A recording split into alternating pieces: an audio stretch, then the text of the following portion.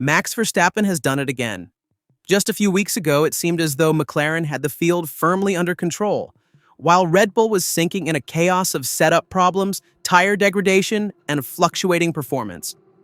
In Hungary, Verstappen even stated he didn't expect another victory this season. 3 races later, he has won 2, in Monza and in Baku. And suddenly, everyone is asking the same question. Is the reigning world champion truly back in the title fight? Or is this just a brief flash? The victories in Italy and Azerbaijan are more than mere statistical successes. They show that Red Bull has been able to develop the RB21 in crucial areas. Verstappen dominated in Baku from start to finish, claiming pole position, fastest lap, and the victory. A classic Grand Slam. With this, he has not only increased his win tally to 67, but has also proven that he can now win on tracks that have been unfavorable to the team in recent years. And that's exactly what makes the discussion exciting. If Red Bull is competitive even on problematic circuits like Monza and Baku, Singapore could become the decisive litmus test. The key to the recent renaissance lies in several factors. First, according to team members, Red Bull has changed its approach. Instead of blindly relying on data, the driver's feedback plays a greater role again. Second, Verstappen himself has emphasized that they now better understand the narrow operating window of the RB21 and can utilize it more effectively. Third, the introduction of a new floor in Monza brought a noticeable step forward. This not only provided additional downforce, but also improved the balance and slightly widened the setup window. Helmut Marko spoke of Red Bull having a broader base, again to set up the car for different track conditions. But how big is the advantage really? In Baku, according to analyses, Verstappen was about 0.3 per lap faster than George Russell in race trim. Against McLaren and Ferrari, however, the significance is less clear, as both teams were stuck in traffic and could barely show their true pace. Laurent Mekies, Red Bull's sporting director, therefore warned against hasty conclusions. McLaren was extremely fast on free practice days, especially on Friday, and one must absolutely not feel safe. That's exactly where the crux lies. Red Bull has made progress, but the opponents haven't disappeared. The next venue is Singapore, and there the cards will be reshuffled. The track demands maximum downforce, is narrow, bumpy, and physically extremely demanding. Added to this is the tropical heat, which could particularly punish the already sensitive rear tires of the RB21. Marko phrased it sarcastically. Not only is a lot of downforce needed, it's also damn hot. And that's exactly what our car doesn't like. If Red Bull is competitive there, a turning point in the championship battle could truly be imminent. If not, Monza and Baku may have been just outliers. A look back at Budapest shows how great the danger is. There, Red Bull lost over a second per lap to McLaren, a disastrous performance that the team still sees as the season's low point.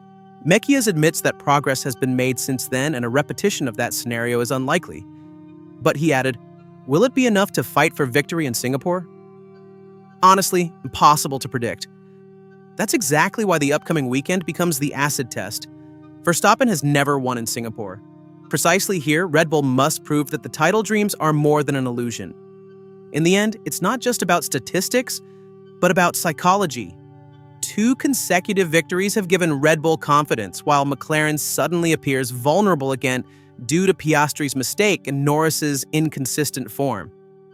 But the deficit in the championship remains considerable and time is running out.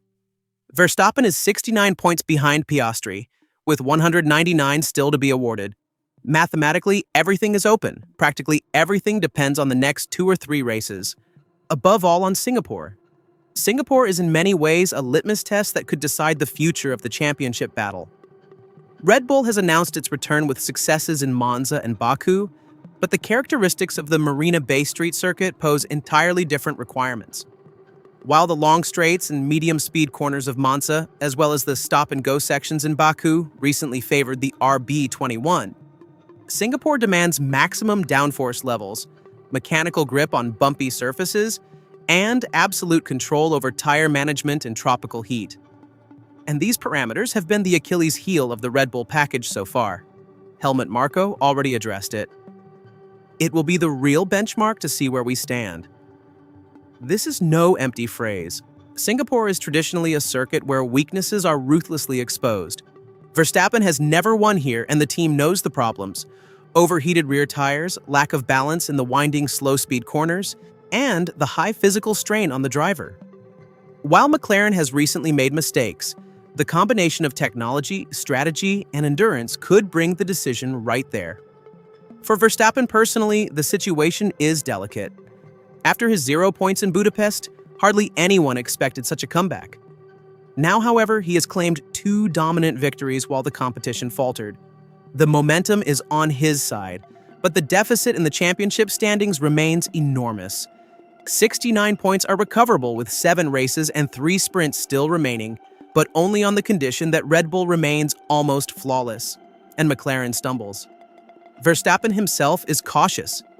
Everything would have to go perfectly, plus some luck on their side. A sober assessment that shows he knows the reality. At the same time, the psychological component must not be underestimated. Piastri, so far a confident leader, made a capital mistake in Baku. Norris, on the other hand, is consistent, but not consistently enough at the top level. For McLaren, the pressure is new. Suddenly, they must defend instead of attack. A strong performance by Red Bull in Singapore could definitively tip the balance of power, and not just technically, but mentally. Suddenly, McLaren would be the hunted, and Verstappen could leverage his experience as a 4-time world champion. Another aspect is team dynamics.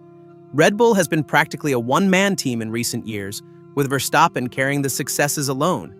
His current teammate Yuki Tsunoda has made slight progress, but it's not enough for the top. McLaren, on the other hand, has 2 drivers who can theoretically score points at the highest level. This means, in a direct title fight, Verstappen must stand alone against the combined double-pronged attack of McLaren. Singapore could show whether he can actually manage this. On a technical level, according to Laurent Mekies, Red Bull has made decisive progress since Budapest. The new floor, the adjustment of the setup window, and the consistent incorporation of Verstappen's feedback have borne fruit. The question now is it enough even with maximum downforce? If Red Bull is truly competitive in Singapore, it would prove that the weaknesses of the RB21 have been overcome.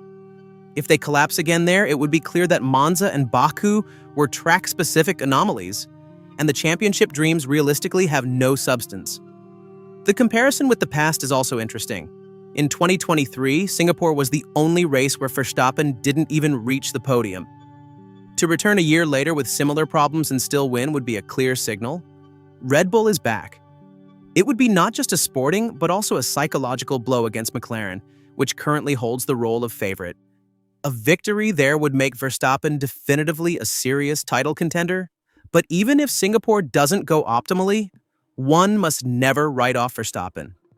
2 victories have shown that he and his team are capable of turning even adverse circumstances around, and if McLaren makes mistakes again, even a podium finish could be enough to keep hope alive. The fact is, the upcoming weekend will be decisive. It will not only convince the outside world whether Verstappen is back in the title race, it will provide Red Bull itself with the answer of whether it's worth risking everything by betting on this card. In the end, the realization remains. Red Bull has not given up the championship fight yet. Monza and Baku have brought the team back on the map, but Singapore is the real test. For Verstappen, for the car, and for the entire season. If he prevails there, anything is possible. If not, the 2 victories will have been just a brief flash in a year dominated by McLaren.